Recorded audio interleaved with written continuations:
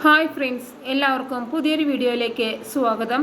പ്രതാപൻ പ്രഭാവതിയോട് ചോദിക്കും, ചേച്ചി എല്ലാ കാര്യങ്ങളും ശരിയായ റൂട്ടിലല്ലേ പോകുന്നത്? അപ്പോൾ പ്രഭാവതി പറയും, അതേ പ്രതാപ, എല്ലാം ഞാൻ വിചാരിച്ചു തന്നെയാണ് പോകുന്നത്. പാർവതിയുടെ പകരം ഈ പൂജയോടെ നടക്കും. അവളുടെ ശല്യം എന്നേക്കുമായി തീരാൻ ഇനി നിമിഷങ്ങൾ മാത്രം. ഇത് കേൾക്കുന്ന ശേഖരൻ വിചാരിക്കും, ഇവർ രണ്ടും കൂടെ എന്ത് കുതന്ത്രമായിരിക്കും പൂജയ്ക്കിടയിൽ നടത്താൻ പോകുന്നത് എന്ന് മനസ്സിലാവുന്നില്ലല്ലോ. പാർവതിയെ ബലിയേടാക്കാനാണ് ഇവരുടെ പ്ലാൻ എന്ന് മനസ്സിലായി. ഗായത്രി ദേവിയെ കൊന്നത് മാത്രമല്ല, പൂജയെ നശിപ്പിക്കാനാണ് ഇവരുടെ പ്ലാൻ. ഈ പ്ലാൻ ഞാൻ ജീവനോടെ ഉള്ളപ്പോൾ നടക്കില്ല. നിനക്കതിന് കഴിയില്ല പ്രഭാവതി. വെള്ള പുതിച്ചു കിടക്കാൻ ഒരുങ്ങിയിരുന്നോ നീ?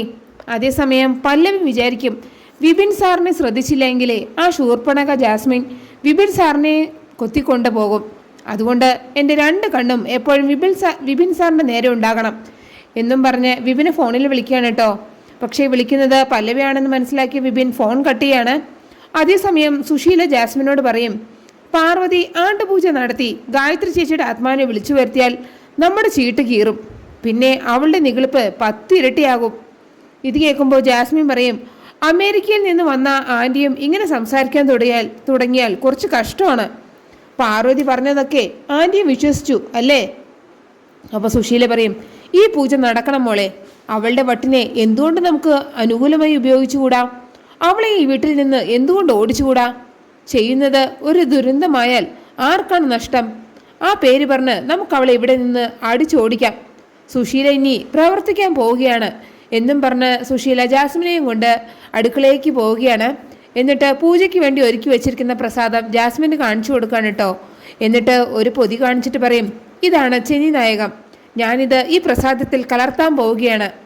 അപ്പോൾ ജാസ്മിൻ പറയും, ഈ പ്രസാദം നമ്മളും കഴിക്കേണ്ടതല്ല ആൻറ്റി, അപ്പോൾ പ്രശ്നമാവില്ലേ, നമ്മളും ചത്തുപോവില്ലേ? അപ്പോൾ സുശീല പറയും, നമുക്ക് ഈ പ്രസാദം കഴിക്കേണ്ടി വരില്ല. അതിനു മുമ്പ് വിശാലും പാർവതിയും തമ്മിലുള്ള പൊരിഞ്ഞടി കാണാം. അതിനു പ്രകാരം ഈ പ്രസാദം ആദ്യം കഴിക്കേണ്ടത് വിശാലാണ്. ചെന്നി നായത്തിൻ്റെ കയപ്പ് കാരണം അവനത് കഴിക്കാൻ പറ്റില്ല. സ്വാഭാവികമായും വിശാൽ പാർവതിയെ സംശയിക്കും. പിന്നെ ഉണ്ടാകാൻ പോകുന്നത് ഞാൻ പറഞ്ഞു തരേണ്ടല്ലോ. അപ്പോൾ ജാസ്മിൻ പറയും, സൂപ്പർ ഐഡിയ ആൻറ്റി, ആ പൂജ ഒന്ന് വേഗം നടക്കട്ടെ. ഈ അന്ധവിശ്വാസം കൊണ്ട് ഇങ്ങനൊരു ഗുണമുണ്ടാകുമെന്ന് ഞാൻ ഒട്ടും വിചാരിച്ചില്ല. ആരെങ്കിലും വരുന്നതിന് മുമ്പ് ആൻറ്റി വേഗം ഇത് പ്രസാദത്തിൽ മിക്സ് ചെയ്യേ. അപ്പോൾ സുശീല അത് പായസത്തിൽ മിക്സ് ചെയ്യാണ് കേട്ടോ. എന്നിട്ട് ഒന്നും അറിയാത്തതുപോലെ മൂടി വെച്ച് അവിടെ നിന്ന് പോവുകയാണ്. അതേസമയം പാർവതി വിളക്കുകളെല്ലാം തുടച്ച് വൃത്തിയാക്കാണ് കേട്ടോ. അത് കാണുമ്പോൾ മണി ചോദിക്കും, നീ ഇന്ന് വലിയ സന്തോഷത്തിലാണല്ലോ പാറു, എന്താ കാര്യം? അപ്പോൾ പാർവതി പറയും, അതിന് കാരണം എന്താണെന്ന് വെച്ചാലേ, വിശാൽ സാർ എന്നോട് ദേവമ്മയെ കാണണമെന്ന് പറഞ്ഞു. അതൊരു അപേക്ഷയായിരുന്നു. അപ്പോൾ നീ എന്തു പറഞ്ഞു പാറു? അപ്പോൾ പാർവതി പറയും, ദേവമ്മയെ വിശാൽ സാറിന് കാണിച്ചു കൊടുക്കാമെന്ന് ഞാൻ വാക്കു കൊടുത്തു. അപ്പോൾ മണി പറയും, അത് നിനക്ക് സാധിക്കുമോ പാറു? ആവശ്യം ചെറുതല്ല, ഒരുപാട് വലുതാണ്.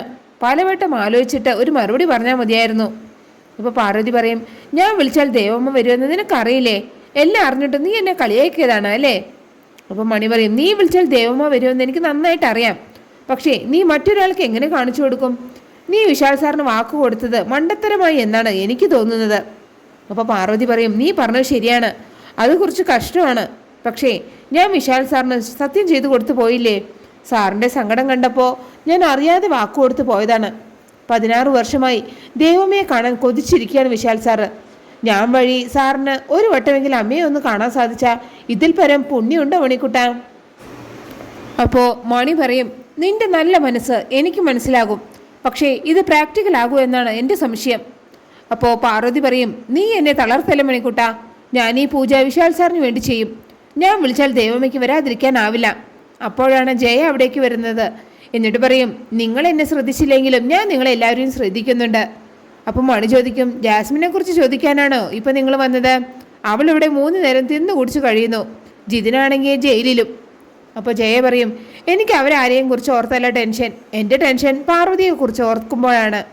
ഇത് കേൾക്കുമ്പോൾ പാർവതി ചോദിക്കും, എന്നെ ഓർത്ത് എന്തിനാ ടെൻഷൻ അടിക്കുന്നത്?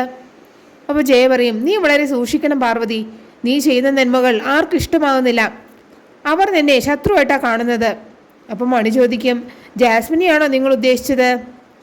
അപ്പോൾ ജയ പറയും, ജാസ്മിൻ മാത്രമല്ല, പാർവതിയെ നശിപ്പിക്കാൻ നോക്കുന്നതിൽ പ്രധാനികൾ പ്രതാപനും പ്രഭാവതിയുമാണ്.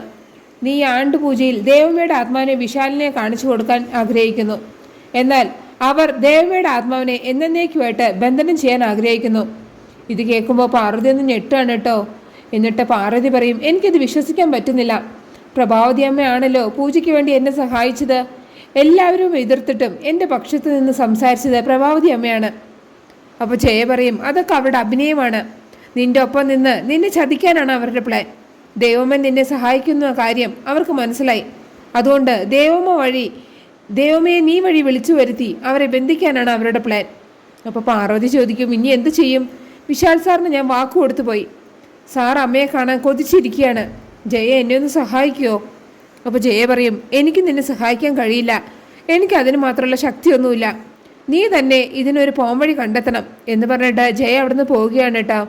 അപ്പോൾ പാർവതി ഉദയന്നൂരമ്മയുടെ ഫോട്ടോ നോക്കിയിട്ട് പറയും, ഇനി ഞാൻ എന്തു ചെയ്യും ദേവി? വിശാൽ സാറിന് ദേവമ്മയെ കാണിച്ചു കൊടുക്കാമെന്ന് ഞാൻ വാക്കും കൊടുത്തു. ദേവം വന്നാൽ ആ ബന്ധനത്തിൽ കുടുങ്ങും.